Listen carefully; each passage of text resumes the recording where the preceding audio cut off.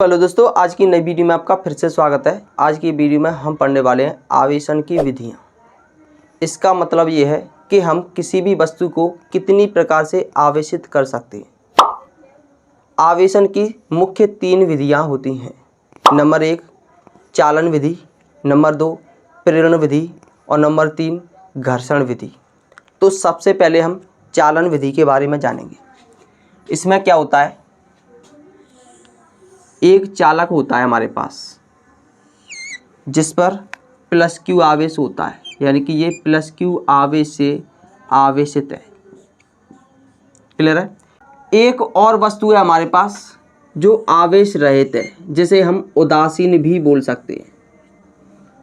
ये कैसी वस्तु है? ये आवेशित वस्तु है और ये उदासीन वस्तु है। अगर हम उदासीन वस्तु को आवेशित वस्तु से स्पर्श करा दें, क्या कर दें?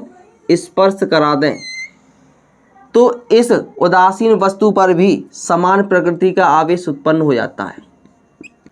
इस विधि को क्या कहते हैं? हम आवेश की चालन विधि कहते हैं। क्या कहते हैं? इसी विधि को आवेश की चालन विधि कहते हैं। तो इसके बारे में अगर हम लिखें तो लिख सकते हैं, यदि किसी आवेशित वस्तु को अनावेशित वस्तु से स्पर्श कराया जाए तो अनावेशित वस्तु पर भी समान प्रकृति का आवेश उत्पन्न हो जाता है। इस विधि को चालन विधि कहा जाता है। क्लियर है। इसकी दूसरी विधि होगी प्रेरण विधि। प्रेरण विधि के बारे में समझेंगे। मान के चलेंगे हमारे पास एक वस्तु है जो प्लस क्यू आवेश से आवेशित है। कैसे आवेश से आवेशित है? प्लस क्यू आवेश से आवेशित है। एक और वस्तु है हमारे पास जो उदासीन है, मतलब इस पर कोई भी आवेश नहीं है। उदासीन का मतलब क्या होता है? उदासीन का मतलब होता है इस पर इलेक्ट्रॉन और प्रोटॉन की संख्या बराबर है, यानी कि पॉजिटिव चार्ज और नेगेटिव चार्ज प्रत्येक की संख्या कैसी है? यहाँ पर बराबर होती है। इसीलिए ये उदासीन होता है। क्यों? क्योंकि ये अपनी ऊर्जा को निरस्त कर लेते हैं। अगर किसी आवेशित वस्तु को अनावेशित वस्तु के पास लाया जाए, मतलब ये है कि हमें स्पर्श नहीं कराना है, केवल पास रखना है। अगर अनावेशित वस्तु को आवेशित वस्तु के पास लाया जाए तो अनावेशित वस्तु के पास वाली सतह पर, यानी कि ये पास वाली सतह, इसके कारण क्या होता है? ये पॉजिटिव चार्ज है तो ये नेगेटिव चार्ज को अपनी ओर आकर्षित करेगा और दूर वाली सतह पर प्लस चार्ज को भेज देगा।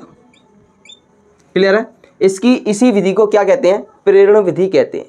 अगर हमको इस पूरे गोले पर माइनस आवेशित करना है, यानी कि माइनस चार्ज करना है, तो उसके लिए क्या करना होगा? हमें इसको भूसंपर्कित करना होगा। भूसंपर्कित मतलब पृथ्वी से जुड़ना होगा। और पृथ्वी पर कैसा चार्ज है? Negative charge. और नेगेटिव चार्ज है, इसीलिए इस पॉजिटिव चार्ज को अपनी ओर खींच लेगा। ये अपनी ओर क्या कर लेगा? खींच लेगा। फिर क्या करेंगे? हम इसको दूर ले जाएंगे। अब इस पर कैसा चार्ज रह गया? नेगेटिव चार्ज रह गया। और नेगेटिव चार्ज रह गया मतलब पूरे गोले पर नेगेटिव चार्ज हो जाएगा। इसी विधि को क्या कहते हैं? प्रेरण विधि कहते हैं। अगर हम इसके बारे में लिखें तो लिख सकते हैं, यदि किसी आवेशित वस्तु को अनावेशित वस्तु के पास रखा जाए, यानी कि निकट रखा जाए, तो अनावेशित वस्तु के पास वाली सतह पर विपरीत प्रकृति का आवेश उत्पन्न हो जाता है। इसी विधि को प्रेरण विधि कहते हैं। क्लियर है। फिर से देखेंगे, यदि किसी आवेशित वस्तु को अनावेशित वस्तु के पास रखा जाए तो इसके पास वाली सतह पर विपरीत प्रकृति का आवेश उत्पन्न हो जाता है। इसी विधि को प्रेरण विधि कहते हैं। तीसरा नंबर है घर्षण विधि। घर्षण विधि किसे कहते हैं?